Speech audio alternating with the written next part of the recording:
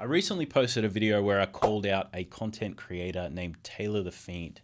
The video took some time to put together and I had to listen to hours of his ramblings, but in the end, it really was worth it. It was worth it because I learned so much.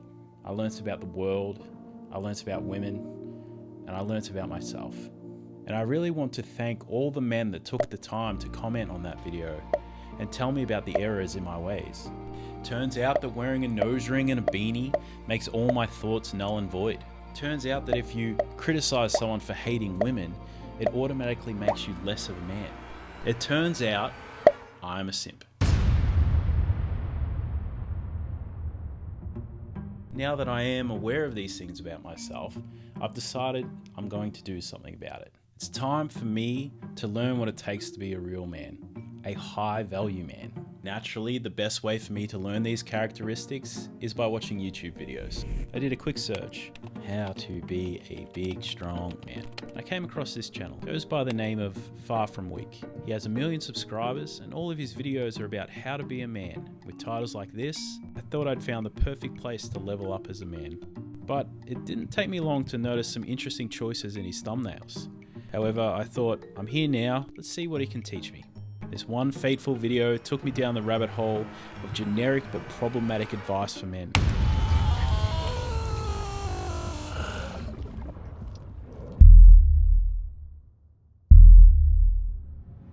I've come across a few channels like this and at first glance I can see why they become popular. They're well-produced videos that are tailored specifically for men. The advice that they give is always generic and easy to accomplish.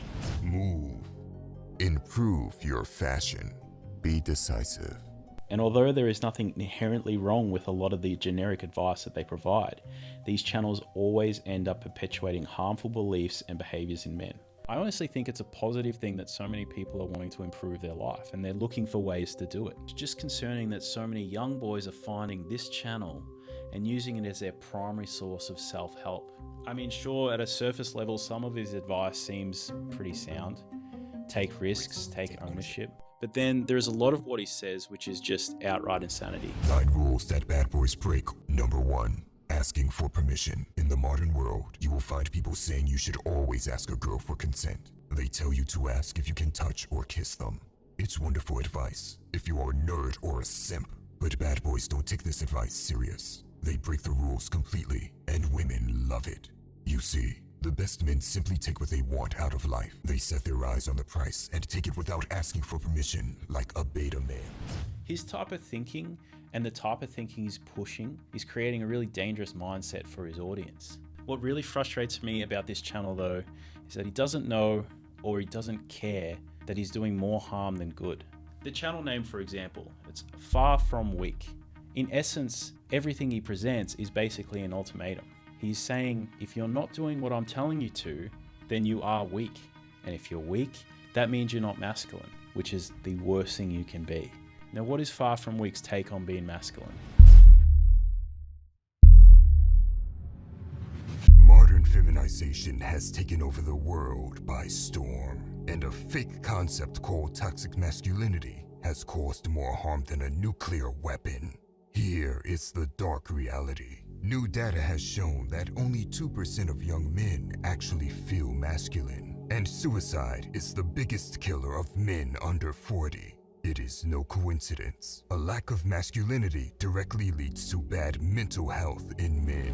I'm not going to delve too deeply into the fact that correlation doesn't imply causality. However, it is important to note that when FarFromWeak quotes a study that claims that only 2% of men feel masculine, and links it to the fact that suicide is the highest cause of death for men under 40, he's fallen into the correlation fallacy trap. Yes, it's a sad fact that suicide is one of the highest killers for men in a lot of countries. The truth is, it's actually been this way for a long time. According to the Australian Institute of Health and Wellbeing, the suicide rate has been roughly the same since the 1960s. These are sad numbers and there should be discussions on how we can reduce them. Blaming a lack of masculinity for high suicide rates isn't constructive to this conversation. The study he gets the 2% number from is from 2016. And while it is true that only 2% of the men aged between 18 and 24 mark themselves as feeling totally masculine, the sample size was only 100 young men. 65 of those 100 men marked themselves in the top 3 selections of masculinity. 8 were uncertain on how they felt, and 3 selected they didn't feel masculine or feminine. This leaves 23 people who place themselves in the lower half of the masculinity scale. It's obvious that FarFromWeak only read the headline of this study, otherwise he purposely misrepresented the findings just to back his claim. Either way, his conclusion is flawed. It's interesting though that he uses this study seconds before he insults other YouTubers for hand-picking studies to make others look dumb. YouTube is full of feminine guys that are experts at debating. All they do is handpick studies to make other people look dumb. At the same time, one look is all it takes to see these guys are depressed. He had no issue handpicking this pretty insignificant study to help prove his conclusion that a lack of masculinity is causing higher suicide rates. It's misleading and deceptive of FarFromWeak to attribute the high suicide rate to men not feeling masculine. Modern society tries to feminize boys from an early age. Think about this. Ever since you were a little boy, you have been told your masculine traits are inherently bad. Most, if not all of your teachers were women. And if you did not behave like the girls in class, that means you were doing bad. As a boy, if you are competitive, seek challenges, and have a lot of energy, you get shamed and scolded for it. This is a belief based on nothing. Sure, he can say that teachers are pushing for boys to be more like the girls and that they get in trouble for being energetic or competitive, but these are just unfounded assertions. FarFromWeak makes arguments from assertions all the time. He expects his audience to believe the things he says just because he says them. He doesn't bother to provide any valid reasons to support them. Here's a couple of examples. The quietest man in the room who is being very observant is often the smartest and the strongest, while the loudest in the room is the weakest. Listen, the only way to truly be strong when all hell breaks loose is by trusting in God. And the only way to stay grounded when you reach the top is by giving all praise to God. You already have a lot of energy inside of you, but the modern world sucks it out of you in sneaky ways. Many of the pills doctors hand out to people take your energy away. If you are available to everyone all the time, you are not a man with a purpose, but a clown. So we've established that FarFromWeak says that he wants to help men and he wants to help improve their mental health. But outside of blaming men not being masculine, how does he help the cause? Let's circle back and take another look at his first step on how to become a man. Know how to suffer. I'm not saying you can never cry. We are all human, and there are moments where it is okay to do so. But if the pressure becomes overwhelming, crying won't solve anything. You won't get any mercy or pity. It will only signal to other people that you are not capable of handling your problems. He really tries to make this advice come off as somewhat positive, telling men that they need to work on handling pressure. But this isn't really all he's communicating. Man must know how to suffer in silence. The reality is that a man doesn't have someone else to fall back on. There is no crying and expecting people to care or feel sorry for you if you are a man. That luxury is reserved for women and children only. This advice isn't telling you how to handle pressure. Instead, it's telling you that if you are feeling the pressure, you need to hide it from others. Don't show emotion or you are weak.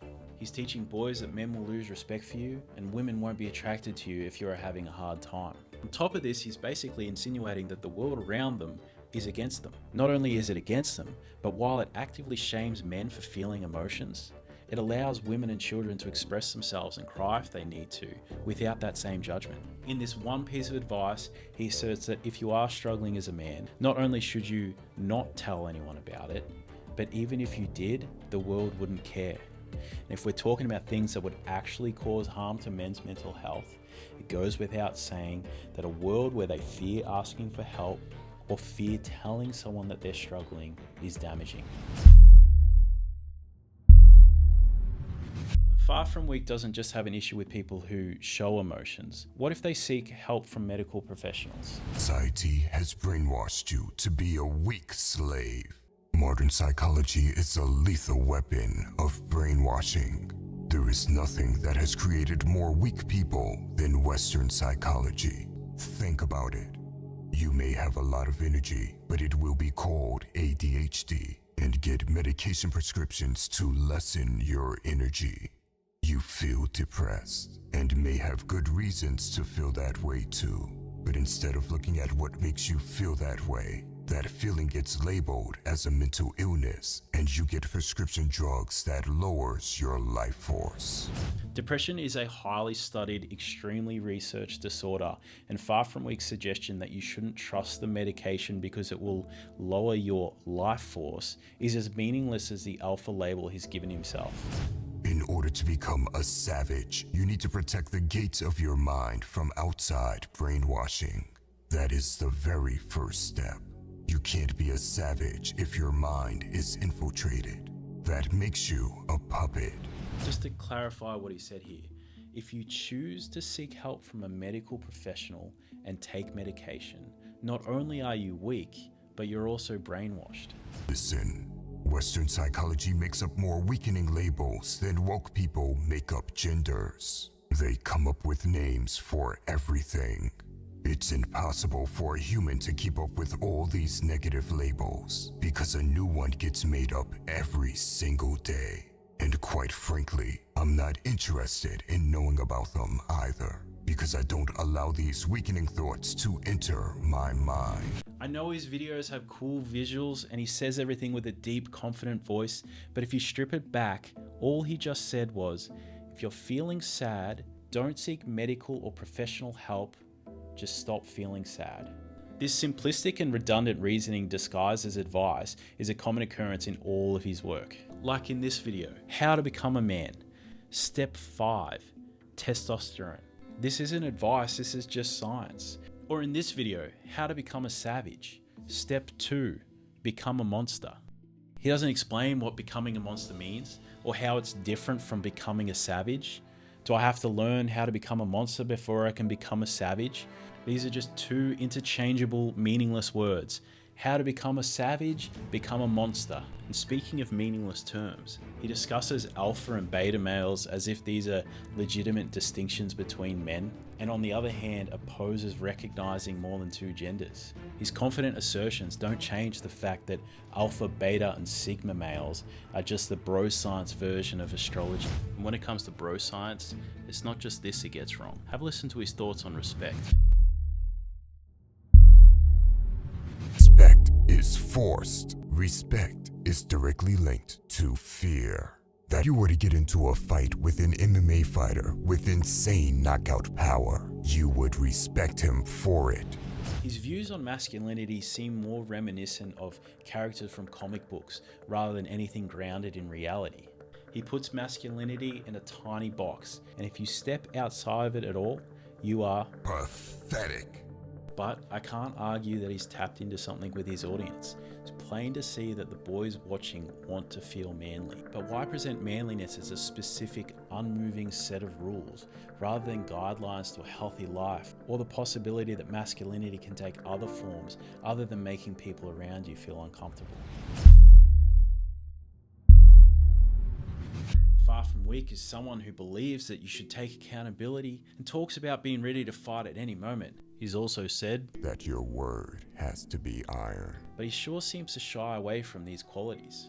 This is a man who put out a poll asking if he should do a face reveal. And once he hit the 600,000 milestone, he backed out of showing his face and blamed cancel culture, pretending that if he just uses his voice, he can continue his message long after his channel is deleted.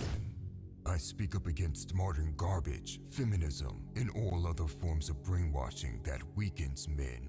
The only reason why I am able to get away with it is because they cannot cancel a voice. They cannot cancel sound.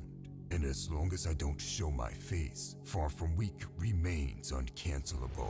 For what it's worth, my personal thoughts on masculinity is that if you believe in something strongly enough, you would be able to face the criticism that comes with those views. You wouldn't hide behind an anonymous channel or voice modulation. You would be confident enough to stand behind your opinions.